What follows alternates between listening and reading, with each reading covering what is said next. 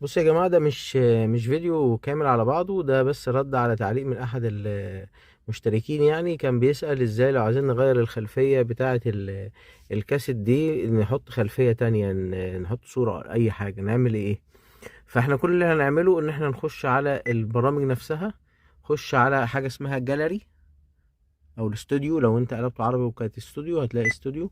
تمام. هتلاقي فيه هنا اول، ماشي، أو انترنال.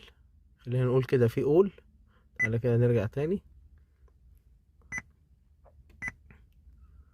في هنا كده اول كل الحاجات الموجوده، او انترنال اللي هو الذاكره الداخليه. او لو انت موصل فلاشه هتلاقي الفلاشه ظهرت هنا يو اس بي. فانت عندك الصوره اهي، هنختار مثلا الصوره زي كده. تمام. وبعد كده وعندك كمان تقدر تبص على بقيه يعني ممكن تبص على بقيه الصور اللي موجوده زي كده. مثلا اخترنا الصوره بتاعت كيا. تمام. هتيجي على العلامه دي وتقوم دايس عليها. هيقولك انت عايز تخليها خلفيه، هتقول له يس.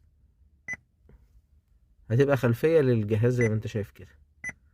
تمام. لما تبقى في القائم بس، لكن انت لو فتحت اي برنامج هتلاقي طبعا كل برنامج وليه الخلفية بتاعته. ده كان رد سريع كده على الموضوع، والسلام عليكم ورحمة الله.